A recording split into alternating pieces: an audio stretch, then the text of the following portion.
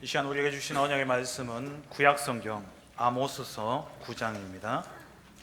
아모스 9장 8절부터 15절까지 말씀을 보겠습니다.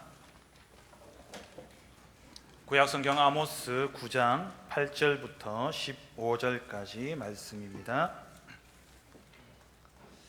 한 절씩 교독하겠습니다. 보라, 주 여호와의 눈이 범죄한 나라를 주목하노니 내가 그것을 지면에서 멸하리라. 그러나 야곱의 집은 온전히 멸하지는 아니하리라. 여호와의 말씀이니라. 보라, 내가 명령하여 이스라엘 족속을 만국 중에서 체질하기를 채로 체질함 같이 하려니와 그 한 알갱이도 땅에 떨어지지 아니하리라.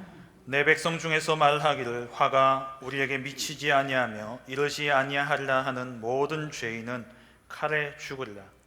그날에 내가 다윗의 무너진 장막을 일으키고 그것들의 틈을 막으며 그 허물어진 것을 일으켜서 옛적과 같이 세우고 그들이 에돔의 남은 자와 내 이름으로 일컫는 만국을 기업으로 얻게 하리라.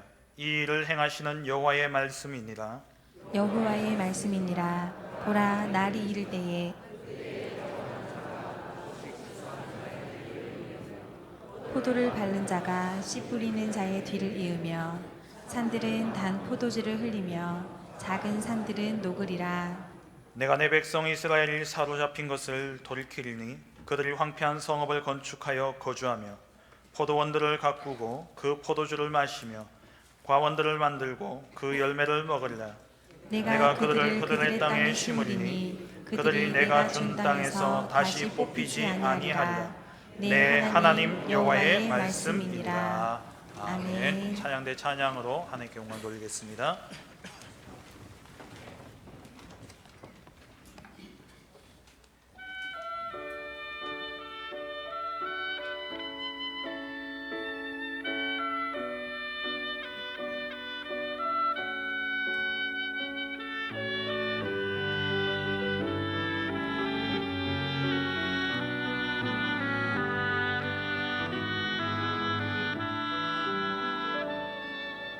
나를 보고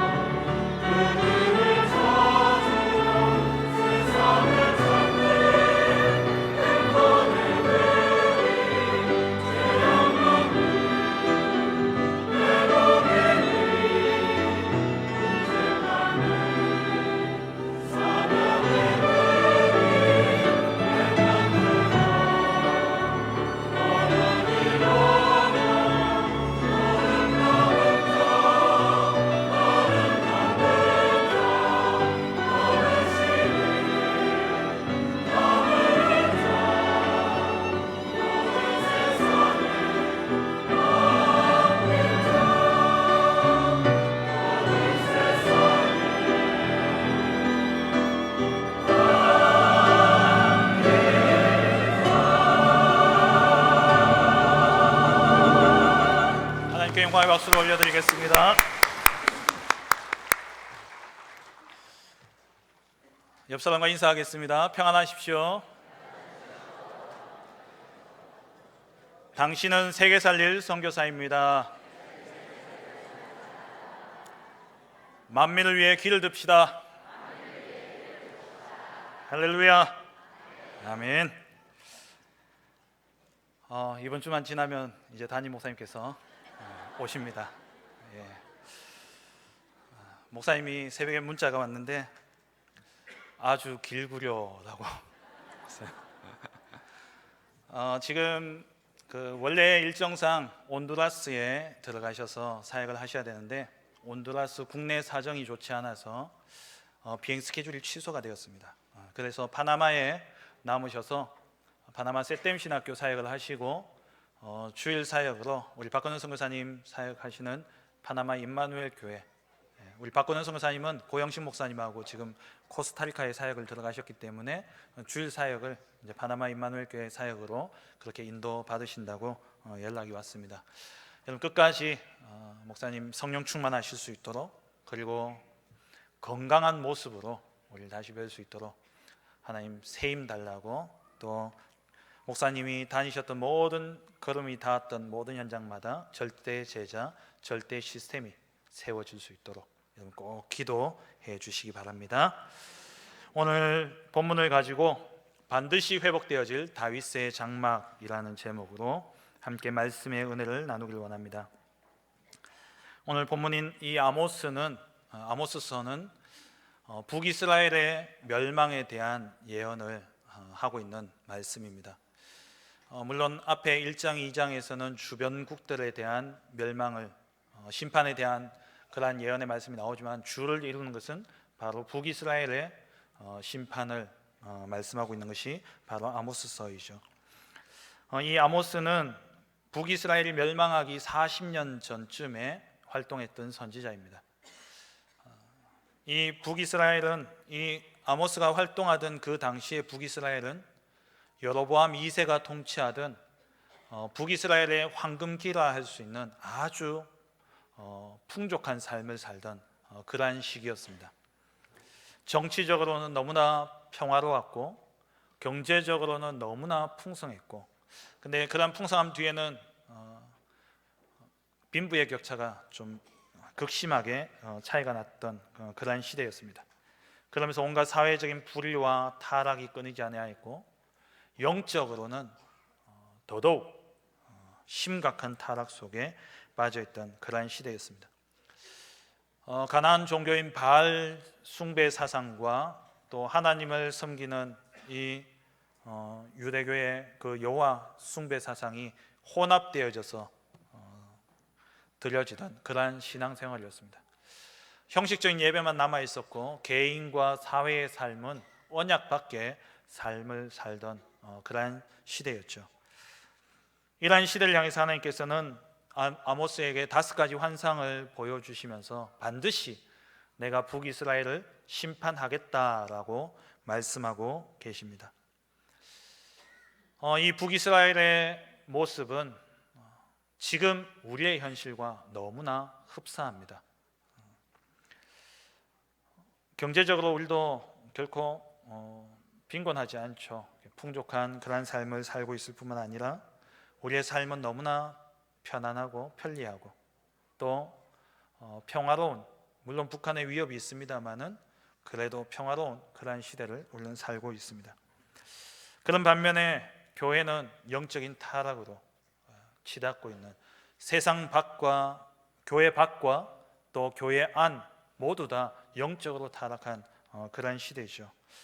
지금 교회 밖의 상황이 어떻습니까? 지난 금요전도학교 때 우리 박간희 목사님 말씀을 주시면서 대구에 3가지 재앙이 임했다 말씀하셨어요. 그 재앙이 신천지가 대구에만 지금 신도수가 11,000명이 넘는다고 합니다. 그리고 이 신천지가 포교 활동을 하는데 그 주 타겟은 중고 대청이죠. 젊은 이들을 다 빼앗아가고 있습니다. 뿐만 아니라 또 하나님의 교회는요, 이 하나님의 교회는 재정이 얼마나 넉넉한지 모르겠지만은 큰 교회가 매각 나오면 그것을 사들여서 하나님의 교회로 바꾸고 있습니다. 그리고 곳곳에 하나님의 교회를 짓고 있어요. 우리 여기 상인동에만 보더라도 저기 상인 나이트 뒤쪽에 보면은 옛날 국민은행에 있던 거기에 지금 하나님의 교회가 세워져 있어요. 농공공단에 가도 하나님의 교회가 세워져 있습니다. 곳곳에 하나님의 교회가 큰 신전을 짓고 지금 영적 싸움을 하고 있습니다. 그리고 남녀 호랭개교는 SGI라 해서 청소년 문화센터를 만들어 가지고 지금 곳곳에 파고들고 있죠. 우리 교회 가까이 저 월배역 앞에도 SGI 건물이 세워져 있지 않습니까? 수성구나 어디나 곳곳에 세워져 있습니다. 뿐만 아니라 현장에는 지금 여호와의 증인이 온 현장을 돌아다니면서 전도를 하고 있습니다. 그러니까 현장은, 교회 밖의 세상은 어떻게 보면 완전히 다 빼앗겨 버렸습니다. 교회가 내적으로 갈등하고 있고 분쟁하고 있고 싸우고 있는 동안 현장은 이단들이 다 잠식해 버린 것이죠. 교회 안은 갖가지 분쟁이 끊이지 않고 있습니다. 재정 비리, 또 담임 목사와 원로 목사와의 그 힘겨루기를 때문에 또 교회 안에 온갖 분쟁이 일어나고 있고, 그리고 교회에 이 싸움 가운데 용역 회사를 불러가지고 그렇게 싸우면서 경찰이 동원되어지고 세상에서도 일어나지 않을 그런 싸움들이 교회 안에 지금 일어나고 있습니다. 온갖 분쟁들이 끊이지 않고 있죠. 그런 가운데 우리 후대들은 점점 줄어들고 있고 주일학교가 없는 교회가 50%가 넘는다 하지 않습니까? 교회가 운영이 되어지지 않아서 교회 건물이 매물로 나오게 되어지고 그 숫자가 우리 한국에만 어마어마하지 않습니까? 하나님이 주인이 되시고 그리스도가 머리이신 이 교회가 사람이 주인이 되어버린 겁니다. 그리고 영적으로 미성숙한 지도자들이, 교회 지도자들이 육신 중심, 물질 중심으로 교회를 이끌고 있습니다. 그러니까 교회는 다 무너지고 있는 것이죠. 심각한 위기입니다. 물론 우리 교회의 이야기는 아닙니다. 우리 교회 안에만 있으니까 다 교회가 이런 줄 아시는데 교계 뉴스 한번 보십시오. 얼마나 많은 교회들이 싸우는지. 성도 10,000명 넘는 교회들이 지금 치고 싸우고 난립니다. 성도 개개인들은 우상 숭배와 같은 그러한 신앙생활을 하고 있죠. 복음 중심이 아니라 정말 내 중심이 아닌 하나님 중심의 신앙생활을 해야 되는데 나 중심의 신앙생활을 하고 있는 겁니다. 그래서 신천지가 우리를 보고, 기독교를 보고 그렇게 이야기하잖아요. 신앙생활이 아니라 인앙생활을 하고 있다고. 그런 말도 안 되는 비난을 우리가 받고 있습니다. 교회가 완전히 무너지는 시대입니다. 북이스라엘이 풍족한 육신의 삶 이면에 영적으로는 완전히 타락하 있듯이 지금 한국 교회뿐만 아니라 전 세계 교회가 다 이렇게 무너지고 있는 겁니다. 이런 상황 가운데 하나님은 심판을 선언하셨습니다. 그 심판 가운데 하나님께서는 아모스를 통해서 또 오늘 본문의 마지막에 회복의 메시지를 던져주고 계시죠. 오늘 말씀을 통해서 여러분을 개개인이 겪는 문제, 여러분 개개인이 겪는 어려움들 아마 많이 있으실 겁니다. 그 문제를 넘어서서 정말 시대 앞에 하나님이 요구하시는, 하나님의 요청 앞에 중요한 기도 제목을 붙잡는 복된 은혜가 있기를 주의 이름으로 축원합니다. 하나님은 이 북이스라엘의 범죄 앞에 하나님은 살 길을 열어주셨습니다. 아모스 5장 4절부터 15절까지 말씀을 보면은 하나님께서 이스라엘 백성들이 살 수 있는 그 길을 말씀하셨는데 바로 여호와를 찾으라 라고 말씀하셨어요. 우리가 살 길, 이스라엘이 살 수 있는 유일한 길은 하나님을 찾고 하나님을 만나는 것 외에는 다른 길이 없습니다. 아모스 5장 5절에 보면은 베델을 찾지 말며 길갈로 들어가지 말며 브엘세바로도 나아가지 말라라고 말씀하고 있어요.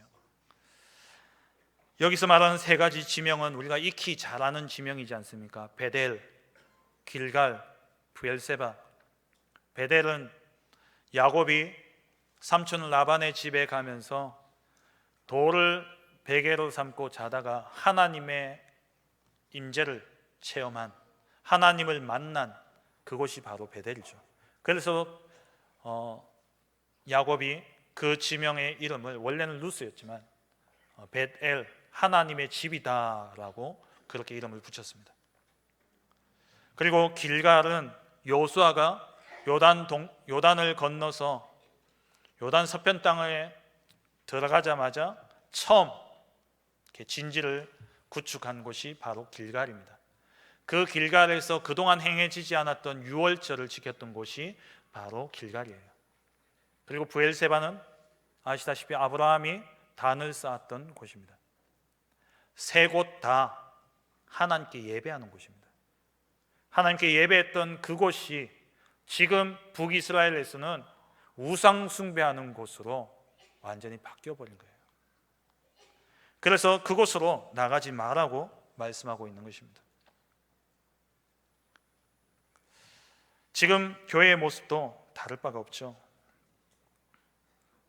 복음을 알지 못하고 그리스도를 알지 못하고 하는 모든 신앙생활은 그 뿌리가 결국에는 창세기 3장의 나 중심이요, 창세기 6장의 물질 육신 중심이요, 창세기 11장의 자기 성공, 그것을 위한 신앙생활이 되어줄 수밖에 없습니다. 기도도 전도도 모든 것이 자기를 위해서 하는 것이라는 거예요. 정말 복음이 아니라면, 오직 그리스도가 안 되면, 오늘 우리 장로님 기도하셨던 것처럼 그리스도는 충분하고 그리스도는 모든 것이고 그리스도가 완전하다는 이 답이 없는, 이 답이 내려지지 않은 상태에서 이루어지는 모든 신앙생활은 나도 모르게 나 중심, 물질 중심, 육신 중심, 그리고 성공 중심의 신앙생활이 되어줄 수밖에 없습니다.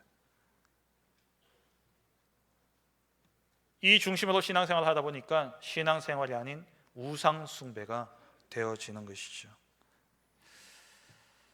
하나님을 떠남으로 시작되어진 우리 인생의 문제, 우리의 힘으로는 결코 해결할 수 없기 때문에 하나님께 나아가려 하지만 하나님을 만날 수 있는 길도 알지 못하고, 그래서 하는 모든 행위가 우상숭배로 전락해 버린 것입니다. 이런 가운데 하나님께서는 우리에게 여호와를 찾으라 말씀하시죠.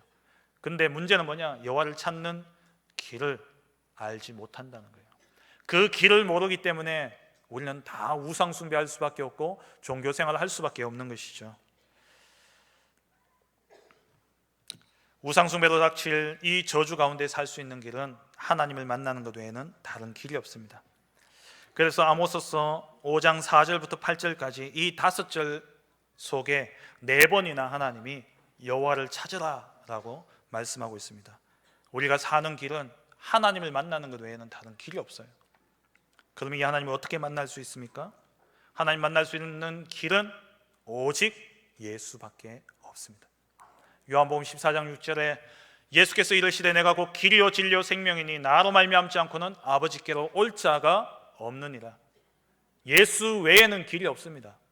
사도행전 4장 12절에 다른 이로서는 구원을 받을 수 없나니 천하 사람 중에 구원받을 만한 다른 이름을 우리에게 주신 적이 없다라고 말씀하고 있어요. 예수 그리스도 그 이름 외에는 하나님 만날 수 있는 다른 길이 없습니다. 예수만이 길입니다. 예수만이 하나님을 만날 수 있는 유일한 길입니다. 그 예수님이 어떤 일을 하셨기에 하나님 만날 수 있는 유일한 길이 되십니까? 예수님께서 절대 해결할 수 없는 죄의 저주를 해결하신 참 제사장이 되셨습니다. 히브리서 9장 12절에 염소와 송아지의 피로 하지 아니하고 오직 자기의 피로 영원한 속죄를 이루사 단번에 성소에 들어가셨느니라. 염소와 송아지의 피로 매번 반복되어지는 제사가 아니라 그리스도 자신의 피로 단번에 영원한 속죄를 이루셨습니다. 그래서 예수 외에는 다른 길이 없는 겁니다. 이 예수님은 절대 빠져나올 수 없는 사단의 권세에서 우리를 해방하셨습니다. 참 왕이 되신 것이죠.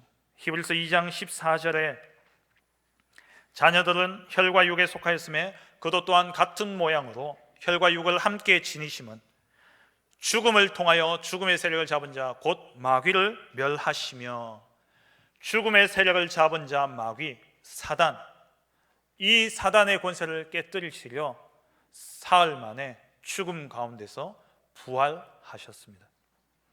그래서 사단의 모든 저주를 해결하신 것이죠.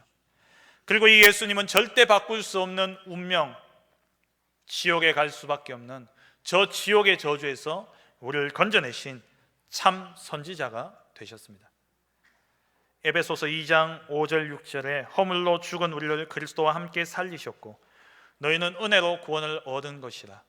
함께 일으키사 그리스도와 함께 그리스도 예수 안에서 함께 하늘에 앉히시니, 지옥 갈 수밖에 없는 운명, 거기에서 그리스도께서 친히, 하나님께서 친히 그리스도 안에서 우리를 택하셔서 하늘에 앉히셨습니다. 빌립보서 3장 20절 말씀에 우리의 시민권은 하늘에 있는지라. 하나님 나라의 축복을 우리에게 약속하셨습니다. 예수님이 그리스도가 되셨습니다. 예수님이 그리스도가 되셔서 우리의 모든 죄와 사단과 지옥의 저주를 완전히 끝내셨습니다. 이 예수 그리스도만이 하나님을 만나는 유일한 길입니다. 그래서 예수 그리스도를 믿고 영접하는 자는 하나님의 자녀가 되어지고 하나님께 속한 자가 되어지고 하나님의 나라의 백성이 되어지고 하나님의 언약의 백성이 되어질 뿐만 아니라 남은 자, 렘넌트인 것이죠. 두 번째로 이 시대를 회복하는 하나님의 방법은 남은 자, 렘넌트입니다. 예수가 그리스도이심을 고백한 그 남은 자, 렘넌트, 이건 후대만을 지칭하는 것이 아니죠. 복음 가진 자는 모두 다 렘넌트입니다. 하나님은 언약의 하나님이십니다. 하나님은 그 언약을 반드시 성취시키십니다. 그 언약을 믿는 우리는 언약의 백성이고, 그 성취되어질 언약을 붙잡고 살아가는 우리의 삶은 곧 언약의 여정인 것이죠. 대부분의 사람들이 언약 밖의 삶을 살고 있습니다. 아무리 훌륭하다 할지라도, 아무리 능력 있다 할지라도 언약 밖의 삶은 결국에는 실패할 수밖에 없습니다.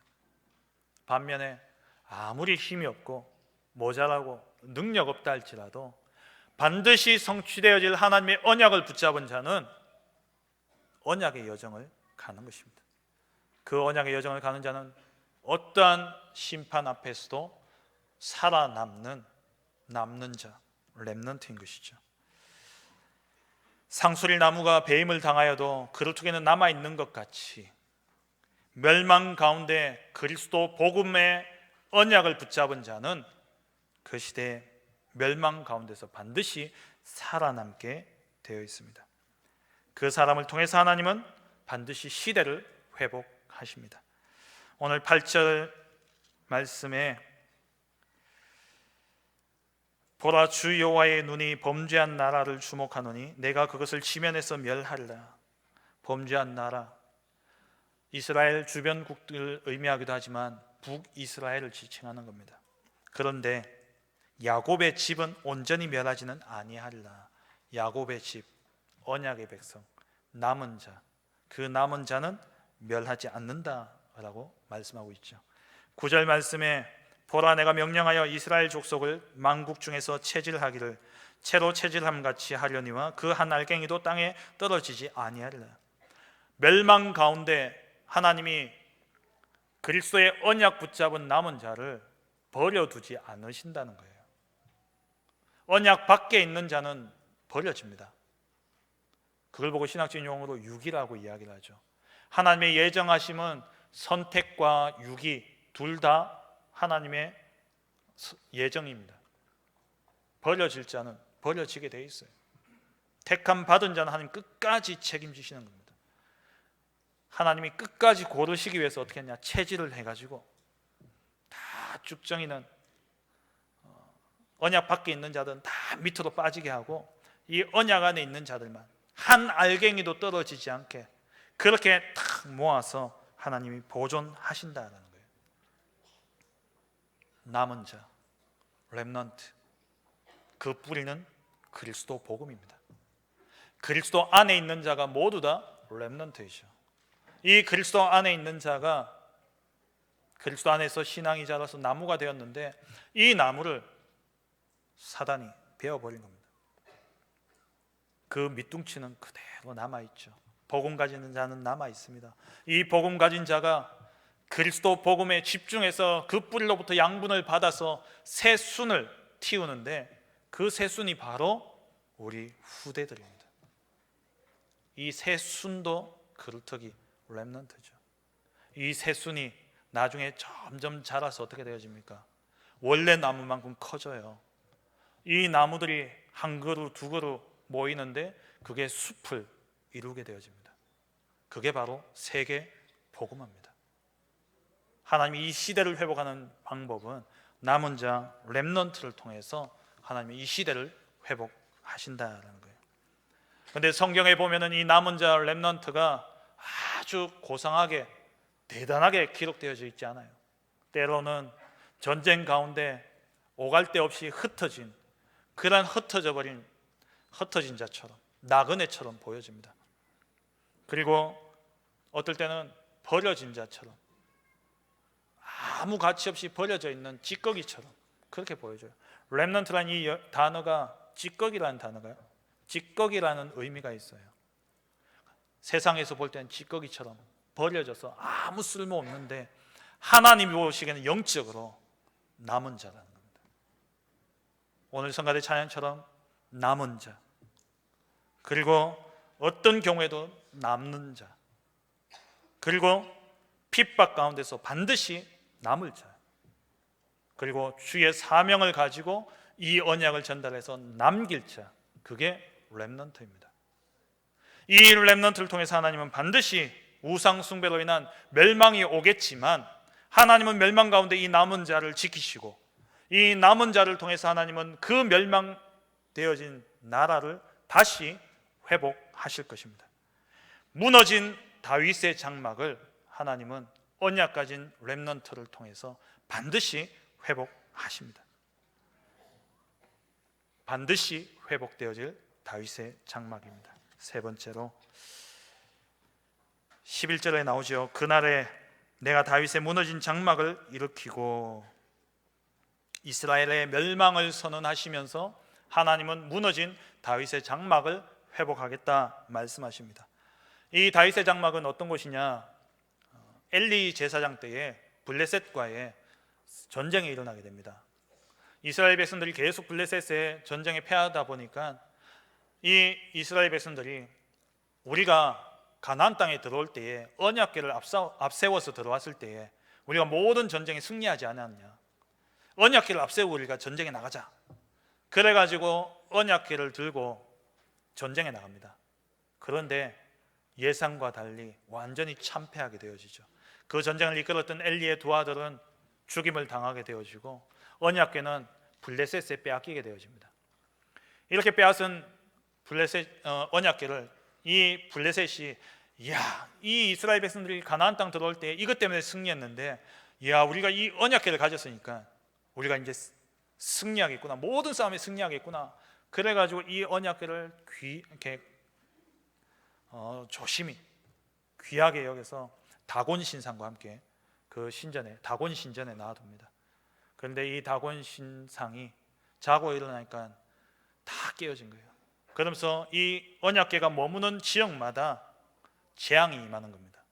그래서 이 블레셋이 7개월 만에 더 이상 이걸 우리나라에 놔두면 우리가 재앙받겠다. 그래가지고 이 언약궤를 다시 수레에 태워가지고 소가 있고는 그 수레에 태워가지고 이스라엘로 돌려보내게 되어지죠. 그래서 이 언약궤가 처음 당도한 곳이 베세메스라는 곳이었습니다. 이 베세메스에 도달했다가 그 다음 기럇 여아림이라는 지역에 있는 아비나답의 집에 20년간 언약궤가 거기에 머물게 되어져요. 언약궤가 잊혀지는 겁니다. 그 아비나답의 집에 이 20년간 언약궤가 있었는데 언약궤의 언약을 이어받은 다윗이 왕이 되고 난 다음에 이 언약궤를 이제 옮겨오는 겁니다. 다윗 성전에, 예루살렘 성에 이 언약궤를 이제 옮겨오게 되었죠. 옮겨오던 중에 어떤 불상사가 생겨서 잠깐 지체되었다가 나중에 다시 언약궤를 옮기게 됩니다. 그렇게 해서 언약궤를 옮겨와서 예루살렘 성에 천막을 짓고 언약궤를 거기에 두게 되어지죠. 그 장막을 일컬어서 다윗의 장막이라고 이야기를 합니다. 다윗이 빼앗긴 언약궤를 찾아와서 둔 그곳, 하나님이 임재하시는 그곳이 바로 다윗의 장막입니다. 하나님은 이 다윗의 장막을 내가 남은 자 렘넌트를 통해서 회복하시겠다라고 말씀하고 있는 것이죠. 이 다윗의 장막은 여러 가지 숨은 의미를 찾을 수 있습니다. 무너진 다윗의 왕조를 일컫는 것도 있고, 또 여기서 쓰인 이 장막이라는 것은 히브리어로 숫꽃인데, 숫꽃이라는 지명, 이 지명을 일컫는 그러한 의미도 있습니다. 그런데 이 말씀이 어떻게 성취되어졌느냐? 신약에 와서 이 말씀이 성취되어졌는데 그게 사도행전 15장에 기록되어져 있습니다. 사도행전 15장 16절 17절에 이후에 내가 돌아와서 다윗의 무너진 장막을 다시 지으며 또 그 허물어진 것을 다시 지어 일으키리니 이는 그 남은 사람들과 내 이름으로 일컬음을 받는 모든 이방인들로 주를 찾게 하려 함이라. 이 말은 사도행전 15장은 예루살렘 회의가 있던 예루살렘 회의에 대해서 기록되어진 곳이 바로 사도행전 15장이죠. 바울과 바나바가 사도행전 13장에 선교사로 파송을 받게 되어지고 그러면서 1차 전도 여행을 다녀오게 됩니다. 1차 전도 여행을 다녀왔는데 놀라운 일들이 일어나는 거예요. 이방인들이 예수님을 믿고 영접하고 성령에 충만한 이러한 일들이 막 일어나기 시작합니다. 그래서 이 바울과 바나바가 이 사실을 보고하고자 예루살렘으로 온 거예요. 예루살렘 교회에. 거기 와서 이 바울과 바나바가 이방인들이 예수님을 믿고 이렇게 회심하고 이러한 역사가 일어났다 보고를 하니까 그 예루살렘 교회에 있던 바리새인으로 있다가 예수님을 믿게 되어진 사람들이 옛 틀을 깨뜨리지 못하고 옛 틀 그대로 이제 이야기를 하는 겁니다. 그러면 그 사람들 다 할례 받아야 된다. 그리고 그 사람들이 율법을 지켜야지 구원받는다. 이러면서 막 이야기를 하기 시작하는 겁니다. 그러면서 온갖 논쟁이 왔다 갔다 하던 중에 베드로가 이제 거기에 대해서 언급을 하고 그리고 마지막 정리하면서 야고보가 일어나서 이 모든 사건을 정리하면서 결론을 내리는데 그 결론의 내용이 뭐냐니까 오늘 방금 읽었던 사도행전 15장 16절의 말씀입니다. 무너진 다윗의 장막을 일으키며 그 허물어진 것을 다시 지어 일으키리니 이는 남은 사람들이 내 이름으로 일컬음을 받는 모든 이방인들로 주를 찾게 하려 함이라 하셨으니 이 말씀이 이 선지자의 말씀이 이와 바울과 베드로가 이야기했던 이 사건과 일치한다라고 야고보가 말씀하고 있어요. 그러면 이 무너진 다윗의 장막 이것은 무엇을 의미하는 것입니까? 그리스도를 통해서 회복되어질 하나님의 교회를 의미하는 것입니다. 이 다윗의 장막은 앞서서는 모세의 성막이 있었고요. 그 뒤에는 솔로몬이 지은 솔로몬의 성전이 있었죠. 이 다윗의 장막은 모세의 성막과 솔로몬 성전 사이에 존재했었는데 이것은 이 두 성전과 좀 다른 차이가 있습니다. 모세의 성막과 솔로몬의 성전에서는 번제와 화목제, 하나님께 드리는 제사가 끊이지 않았죠. 그런데 이 다윗의 장막은 처음에 언약궤를 다윗의 장막에 둔 그날에만 번제와 화목제를 드렸고 그 이후에는 그곳에서 하나님께 드리는 제사가 드려지지 않았습니다. 그러면 그 이후로 어디서 제사를 드렸냐? 기브온에 산당을 지어놓고 거기에 모세의 성막을, 언약궤가 없는 모세의 성막을 거기에 두고 거기에 제단을 차려놓고 거기에서 예배, 제사를 드렸어요. 이 다윗의 장막에는 하나님께 드리는 번제와 화목제, 제사가 없는 곳이 바로 다윗의 장막이었습니다. 그리고 이 다윗의 장막에는 뭐가 없냐? 지성소와 성소가 구분되어 있지 않습니다. 그래서 이곳에는 휘장이 없습니다. 그냥 성막 텐트 중간에 언약궤가 딱 있어요. 들어가면 누구나 언약궤를 볼 수 있도록 그렇게 만들어 놓은 것이 다윗의 장막이고요. 그리고 이 다윗의 장막에는 성가대가 있어서 날마다 감사와 찬송이 끊이지 않고 드려지던 곳이 바로 다윗의 장막입니다. 이 장막이 의미하는 것이 뭡니까? 그리스도를 통해서 회복되어진 교회를 의미하는 것이죠. 번제와 화목제가 더 이상 드려지지 않는 교회. 히브리서 9장 12절에 염소와 송아지의 피로 하지 아니하고 오직 자기의 피로 영원한 속죄를 이루사 단번에 성소에 들어가셨느니라. 한 번으로 영원한 속죄를 이루신 그리스도의 교회를 의미하는 것이 바로 다윗의 장막입니다. 그리고 이 다윗의 장막에 휘장이 필요 없다는 것은 무슨 말입니까? 하나님께 나아가는 데 있어서 길이 열려 있다는 거예요. 히브리서 10장 19절 20절에 그러므로 형제들아 우리가 예수의 피를 힘입어 성소에 들어갈 담력을 얻었나니 그 길은 우리를 위하여 휘장 가운데로 열어놓으신 새로운 살 길이요 휘장은 곧 그의 육체니라. 예수님이 죽으시던 그날 휘장이 하늘에서 땅으로 찢어졌죠. 그 두껍고 무거운 휘장이 찢어졌습니다. 하나님과 우리 사이에 가로막혀 있던 것이 이제는 다 사라지고 하나님 만날 수 있는 길이 열려진 겁니다. 다윗의 장막은 그리스도를 통해서 하나님의 임재가 우리 안에 내주하고 계심을 의미하는 것이죠. 그리고 이 다윗의 장막은 찬송과 감사가 끊이지 않는, 우리가 구원의 감사와 감격이 끊이지 않는 우리를 이야기하는 겁니다. 에베소서 1장 5절 6절에 그 기쁘신 뜻대로 우리를 예정하사 예수 그리스도로 말미암아 자기 아들들이 되게 하셨으니 이는 그의 사랑하시는 자 안에서 우리에게 거저 주시는 바 그의 은혜의 영광의 찬송을, 그 은혜의 영광을 찬송하게 하려는 것이라.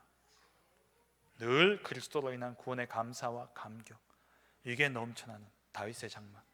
오늘날 우리에게 회복되어질 다윗의 장막, 그리스도를 통해서 회복되어진 그 그리스도의 교회, 그리스도를 통해서 완전히 삶 저주는 끝이 났습니다. 그리스도를 통해서 우리 안에 하나님이 성령으로 임재하고 계십니다. 하나님과 우리 사이에는 아무것도 막힘이 없습니다. 그래서 우리는 늘 구원의 감사와 감격이 넘쳐나는 것이죠. 그리고 이 다윗의 장막은 무엇을 의미합니까? 참된 교회 회복을 의미합니다. 올 한 해 우리 교회의 기도 제목이죠. 후대를 세우는 렘넌트의 뜰, 시대를 취하는 기도의 뜰, 237 나라를 살리는 이방인의 뜰. 이게 참된 교회입니다. 참 교회를 회복하는 거예요. 오늘 본문에 아모스 9장 8절 9절에 보면은 남은 자 렘넌트를 이야기하고 있죠. 그 야곱의 집은 온전히 멸하지 아니하리라. 그 한 알갱이도 떨어지지 아니하리라. 이 남은 자가 일어나는 그 날에 11절에 무너진 장막을 일으키겠다. 남은 자 후대를 세우는 렘넌트들. 그리고 11절 12절에 보면은 에돔의 남은 자와 내 이름으로 일컫는 만국을 기업으로 얻게 하리라. 237 나라 살리는 이방인의 뜰. 그리고 13절부터 15절까지 보면은 파종하는 자가 곡식 추수하는 자의 뒤를 이으며 포도 밟는 자가 씨 뿌리는 자의 뒤를 이으며. 포도 밟는다는 것은 포도주를 만드는 거예요. 포도를 이렇게 포도주를 담글 때 발로 밟아 이겨서 포도즙을 짜지 않습니까? 그러니까 포도를 파종하고 포도를 수확해서 포도주를 담고 그 다음에 또 포도를 심고, 이스라엘에 계속되어지는 전쟁의 역사 가운데 하나님이 평화를 주시겠다는 말이에요. 그 전쟁의 상처 가운데 하나님 치유를 하시겠다는 겁니다. 14절에 그들이 황폐한 성읍을 건축하여 거주하며 황폐한 성읍을 치유하시겠다는 거죠. 이게 참된 교회입니다. 그런데 이 교회가 어떻게 회복되어집니까? 남은 자 렘넌트를 통해서, 복음 가진 자를 통해서 이 교회는 회복되어지는 겁니다. 더 나아가 우리는 이 언약을 붙잡고 오늘 장로님 기도하셨던 것처럼 지나온 50년을 발판으로 삼고 앞으로 나아갈 50년을 바라보며 우리는 하나 RUTC를 세우는 겁니다. 그곳에서 렘넌트를 키우고 후대를 살리고, 그곳에서 시대를 치유하는 치유의 사역이 일어나고, 그곳에서 237개 나라를 살리는 다민족 TCK를 살리는 그러한 사역이 이루어질 겁니다. 그래서 우리가 이것을 두고 마음을 모아 기도해야 되겠습니다. 그리고 다윗의 장막은 무엇을 의미하냐? 이 땅에 임하게 되어질 하나님의 나라를 의미합니다. 복음 가진 전도자, 렘넌트들이 일어나서 참된 복음운동, 생명운동, 말씀운동을 일으킬 때에 이 땅은 숲이 이루어지는 세계 복음화가 이루어질 것이고, 그 끝에 마태복음 24장 14절 말씀처럼 이 천국 복음이 모든 민족에게 증언되기 위하여 온 세상에 전파되리니 그제야 끝이 오리라. 그 끝에 새 하늘과 새 땅이 이 땅에 이루어지는, 이 땅에 하나님의 나라가 임하게 되어질 것입니다. 말씀을 맺겠습니다. 참 하나님을 저버리고 우상 숭배에 빠진 이스라엘을 하나님은 심판하시려고 말씀을 선포하셨습니다. 그 가운데 하나님께서는 그들 가운데 남은 자들을 찾기 위해서 여호와를 찾으라 살 길을 열어주셨죠. 그 여호와를 찾은 남은 자를 통해서 하나님은 무너진 다윗의 장막을 일으키겠다 약속하셨습니다. 그 약속이 오늘날 복음 가진 저와 여러분들 통해서 성취되어질 줄 믿습니다. 참된 살 길 오직 그리스도, 이 그리스도를 붙잡은 이 시대의 남은 자, 남는 자, 남을 자, 남길 자인 렘넌트인 우리를 통해서 이 시대에 무너져버린 다윗의 장막이 그리스도의 교회가 회복되어지고 하나 RUTC가 세워지고 이 땅에 하나님의 나라가 회복되어질 것입니다. 이번 주 이 약속의 말씀을 붙잡고 여러분들 꼭 오늘 제가 3가지 고백을 적어드리는데요, 이 3가지 고백을 아침 일어나서, 그리고 하루의 중심에 점심에, 또 자기 전에 이 3가지 고백을 꼭 하시기 바랍니다. 적어놓고 꼭 하세요. 첫째로, 예수님은 죄와 사단, 지옥의 3저주를 해결하신 그리스도이심을 믿습니다. 그 예수가 그리스도이심을 믿는 나는 남은 자, 남는 자, 남을 자, 남길 자의 축복을 가진 이 시대의 렘넌트입니다. 렘넌트로 부름받은 나는 그리스도의 복음으로 교회를 세우고, 무너진 교회를 세우고 하나님의 나라를 이룰 것입니다. 여러분, 이 고백 계속 하시기 바랍니다. 언약의 고백입니다.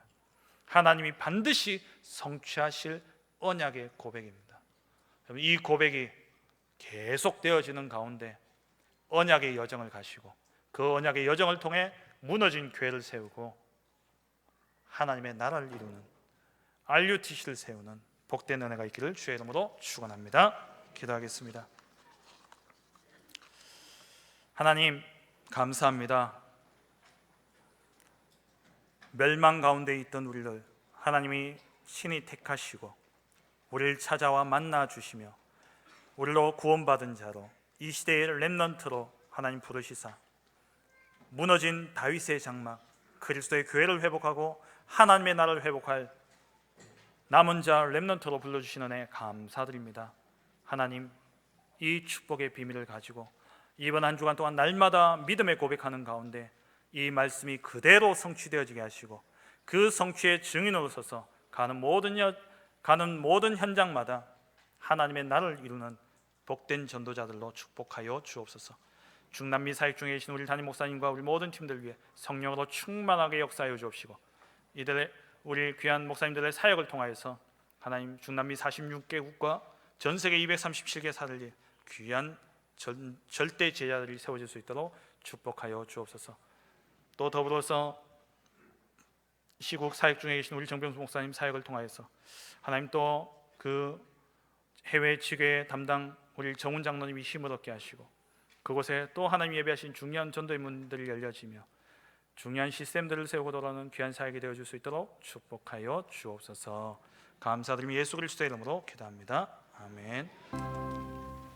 지금은 길과 진리 생명 되시는 우리 주 예수 그리스도의 은혜와 우리를 끝까지 보호하시고 회복하실 하나님의 그 크신 사랑하심과 성령의 내주인도 역사 충만하심이 오직 그리스도의 언약 붙잡은 남은 자로서 이 마지막 시대에 무너진 다윗의 장막을 회복하기를 원하는 이 자리에 모인 모든 하나님의 백성들 머리 위에 지금으로부터 영원토록 함께 있을지어다.